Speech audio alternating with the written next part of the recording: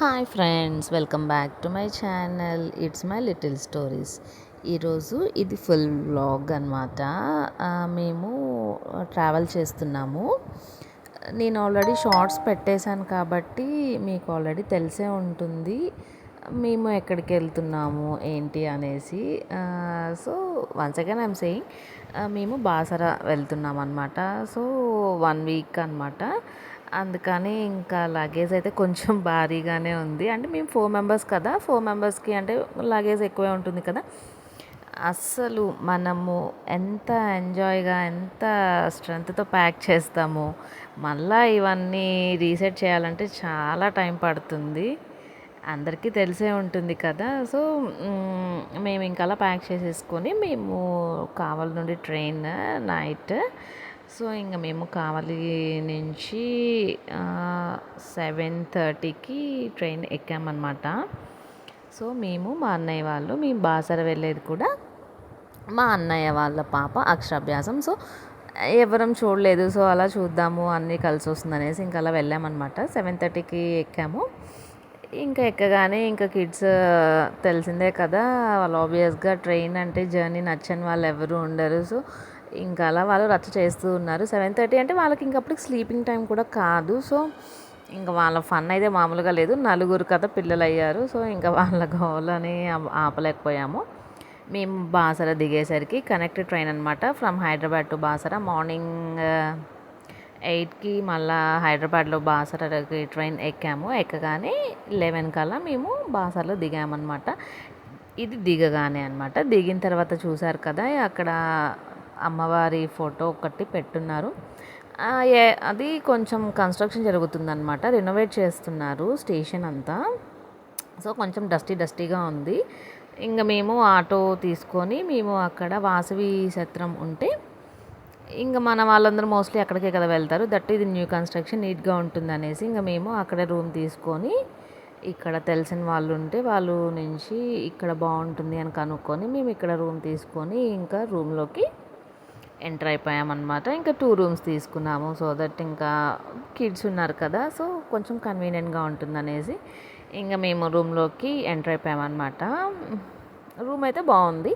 సింపుల్గా ఒక 4 మెంబర్స్కి ఈజీగా సరిపోతుంది. కొంచెం ఒకవేళ ఎక్స్ట్రా 2 మెంబర్స్ ఉన్న స్పేర్ కోసం వాళ్ళు ఒక చిన్న కాట్, బెడ్షీట్ అన్నీ ఎక్స్ట్రా ఇచ్చారు బ్లాంకెట్తో సహా. సో మాకైతే ఇంక ఈ బెడ్డే సరిపోయింది. సో మేము 1.5 డే ఇక్కడ స్టే చేయాలి. సో కొంచెం నీట్గా ఉండే రూమే తీసుకున్నామన్నమాట. ఇది వచ్చేసి మా జర్నీ తర్వాత మా ఫేసెస్ చూడండి ఎంత టయర్డ్ అయి ఉన్నాయో.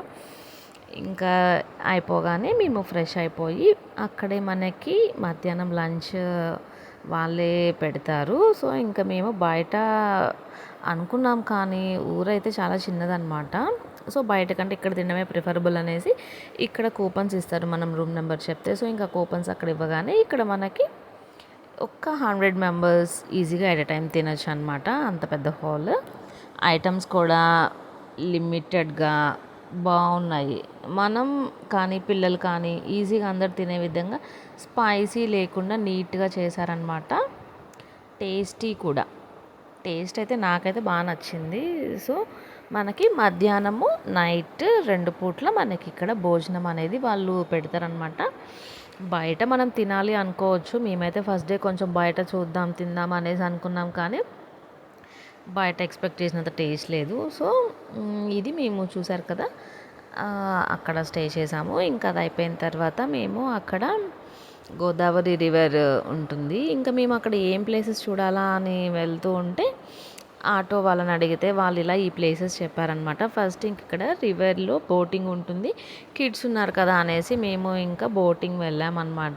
కానీ మిట్ట మధ్యాహ్నం ఇది ఆఫ్టర్ లంచ్ అంటే మీరు ఎక్స్పెక్ట్ చేయొచ్చు సన్నీ ఉంటుంది కదా. ఇది 3 టైంలో అనమాట. సో ఫస్ట్ మేము సరే బోటింగ్ చూద్దాము అనేసి ఫస్ట్ అయితే చూసి ఆ ఎండ షార్ప్నెస్కి కొంచెం సేపు ఆగి అనుకున్నాము. బట్ బోట్స్ అయితే బాగానే వెళ్తున్నాయి, చాలామంది అట్లానే వెళ్ళిపోతున్నారు.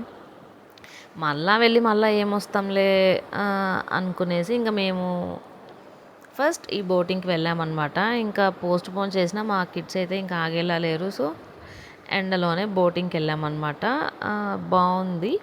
మిట్ట మధ్యాహ్నం ఎండలో బోటింగ్. ఇక్కడ ఎంటర్ అవ్వగానే ఫస్ట్ ఇక్కడ కూడా ఒక సరస్వతీదేవి అమ్మవారి ఫోటో ఉంది. సో, ఇంకా సైడ్ మనకు తెలిసిందే కదా! ఎక్కడికొచ్చినా మన ఫుడ్ ఐటెమ్స్ అవి అన్నీ ఉన్నాయి. సో, మనం స్నాక్‌కి రిలేటెడ్ అయితే ఏం ప్రాబ్లమ్ ఉండదు. మనకి బావుంటుంది. ఇంకా ఎండగా ఉన్నా కానీ ఇంక అట్లనే వెళ్ళిపోయామనమాట. కొంచెం వాకబుల్ ఒక హాఫ్ కిలోమీటర్ గనక లోపలికి వాక్ చేస్తే ఇలా బోటింగ్ అనమాట.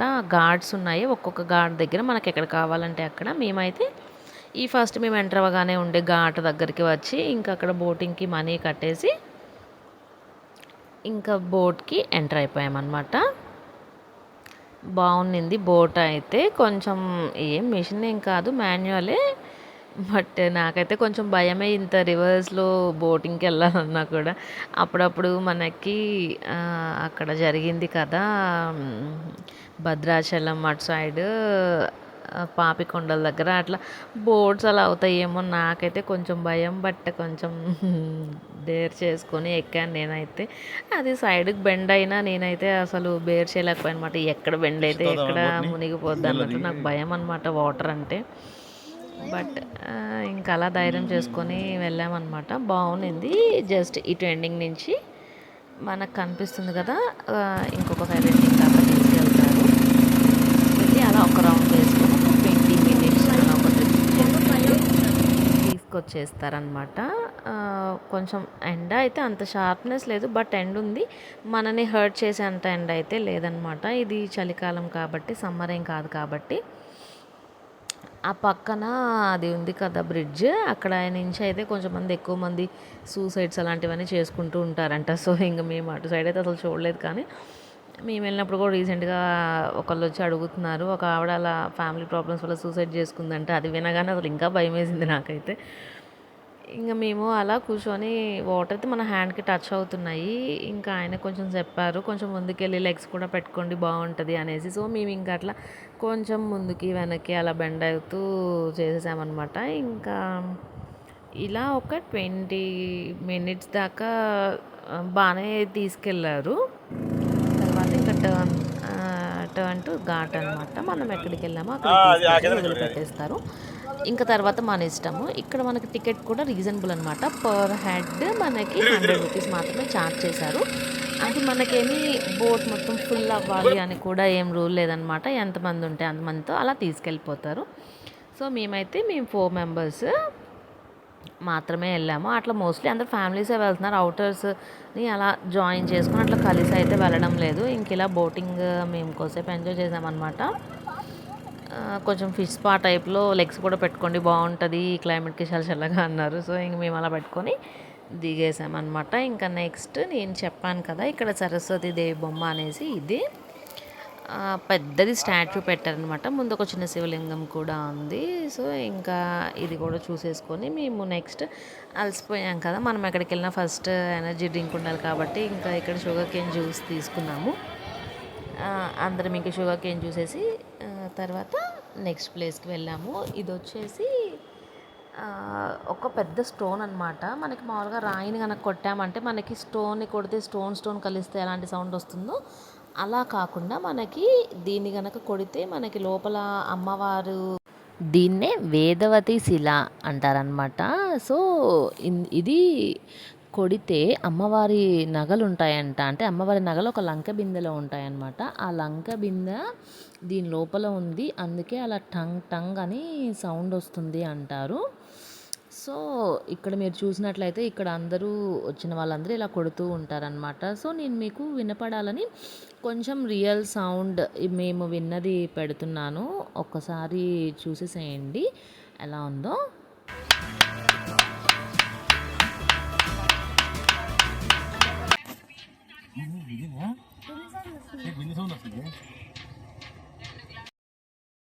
నెక్స్ట్ ఇది వచ్చేసి ఒక చిన్న శివాలయం అంట. రీసెంట్‌గా కన్స్ట్రక్ట్ చేశారు.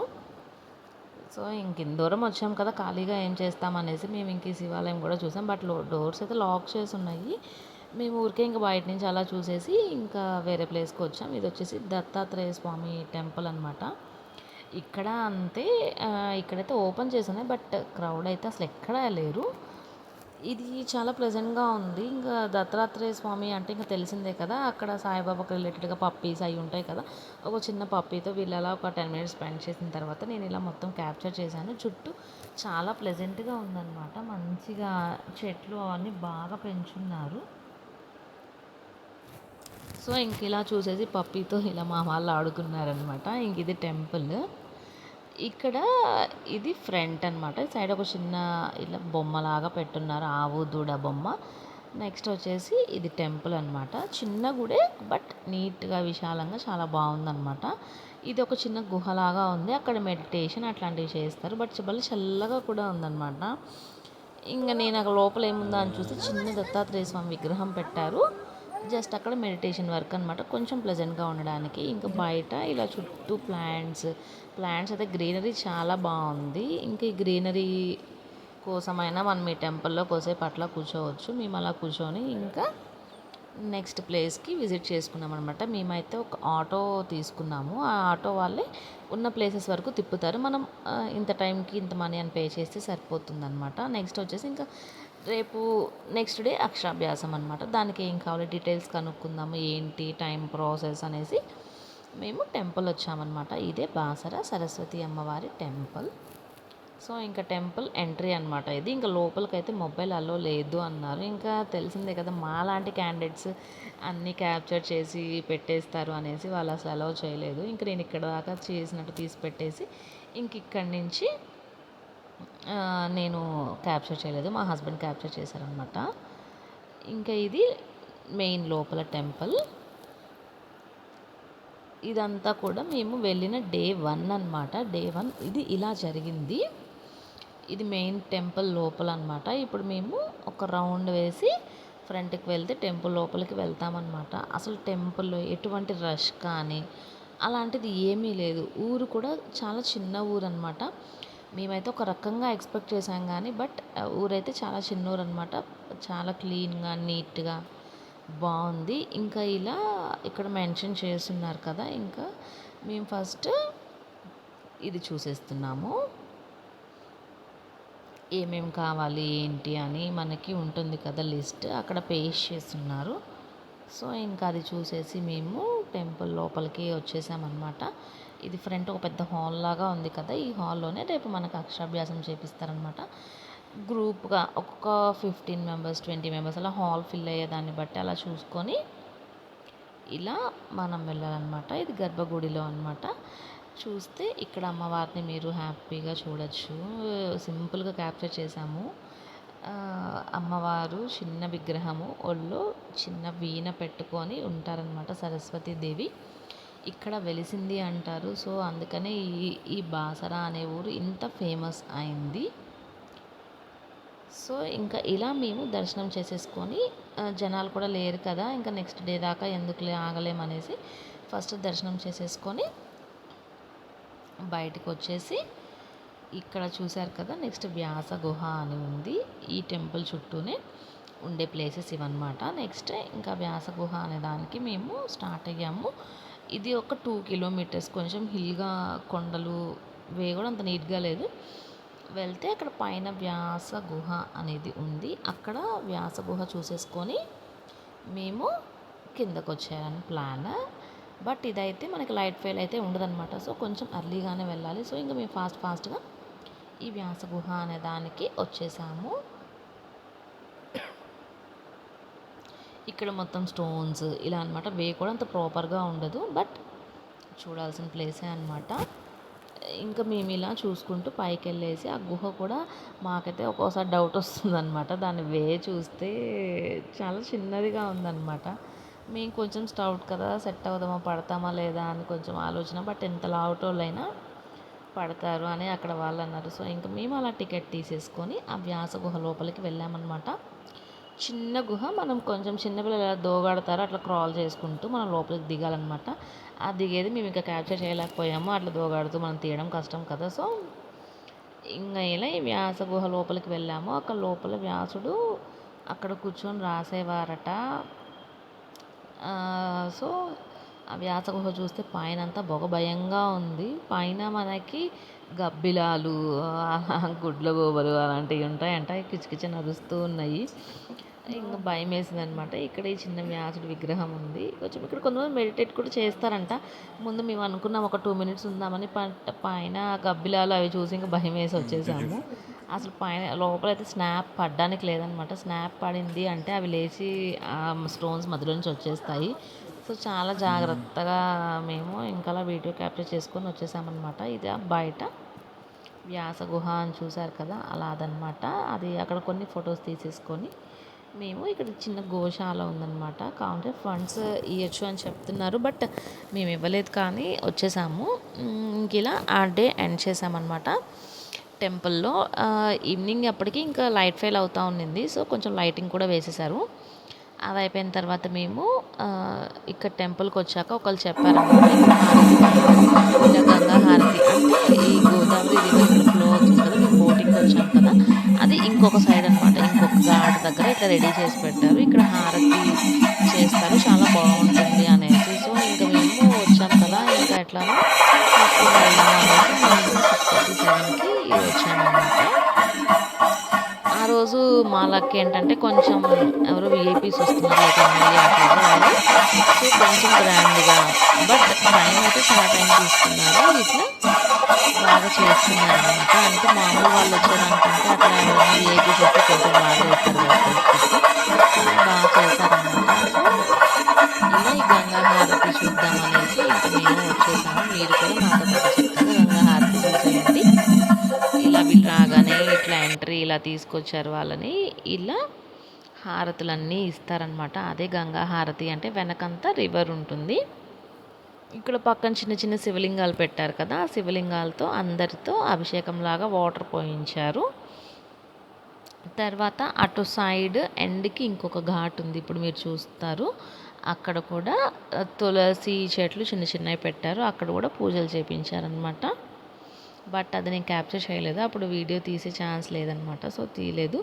ఇప్పుడు ఇక్కడ మఠ అధిపతి అనమాట ఈయన ఒక ఉంటారు కదా, చిన్న చిన్న స్వాములందరూ ఉంటారు కదా, వేదం నేర్చుకునే వాళ్ళందరికీ ఈయన వేదాలు నేర్పిస్తారట. అక్కడ వాళ్ళది ఒక హాల్ లాగా పెద్ద హాల్ ఉందన్నమాట. నేను నెక్స్ట్ చూపిస్తాను అది కూడా. ఈయన దానికి హెడ్ అనమాట, అందరికీ వేదాలు నేర్పిస్తారు చిన్నపిల్లలకి అందరికీ. సో ఇంకా ఆయనతో పాటు ఎమ్మెల్యే ఇద్దరు వచ్చారనమాట.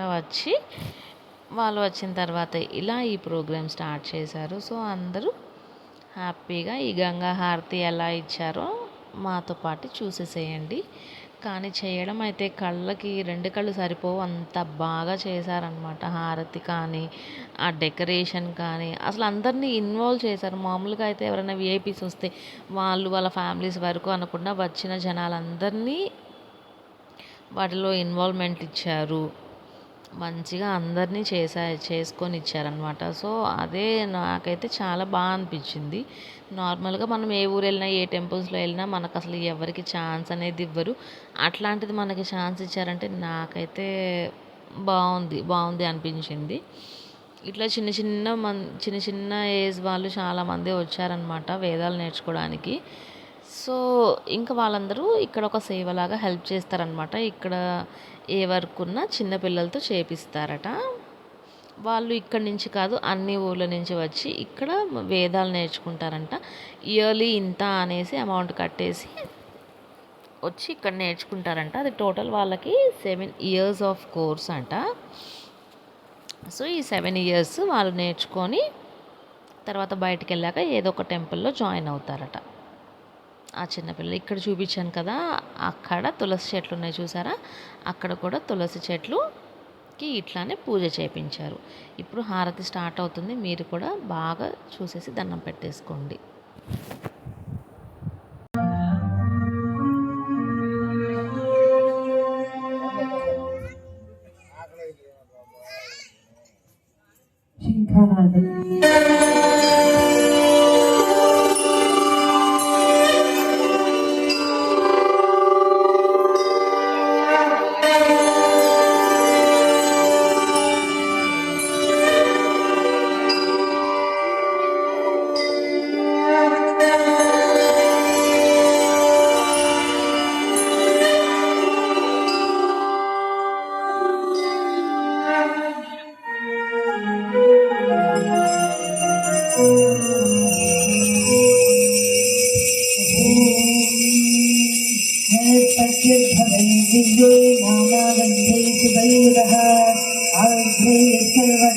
धूपोऽयं प्रतिगृह्यताम् ॐ श्रीगङ्गात्रै नमः धूपमाध्यापयामि दीपम् ॐ उद्दीप्तप्रजातवेदो पर्जन्यर्जिह्मम पशोगस्यमस्यमानहरीमनं धरितौलित ॐ श्रीगङ्गामात्रे नमः दीपं दर्शयामि नैवेद्यम् ॐ भूर्भुवस्सुवः तत्सवितुर्वरेण्यं भर्गो देवस्य धीमहि धियो यो नः प्रचोदयात् ॐ श्रीगङ्गामात्रे नमः नैवेद्यं निवेदयामि मुग्धिलधूपम्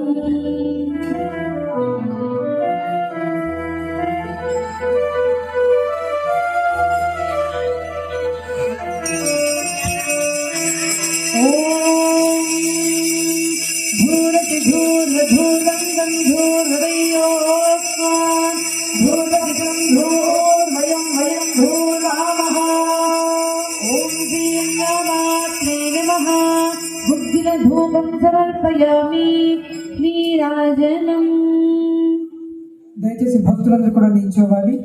హారతి మధ్యలోకి ఎవరు కూడా రాకూడదు.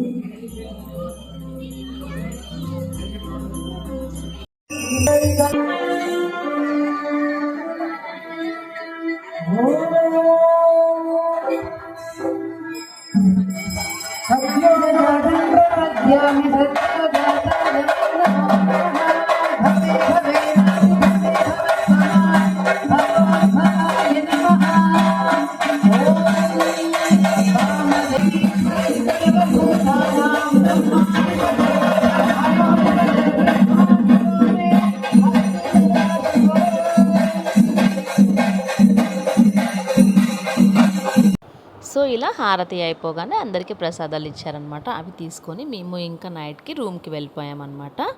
That's all for this video. ఇది డే 1. హోప్ మీకు అందరికీ నచ్చింది అనుకుంటున్నాను. Thank you.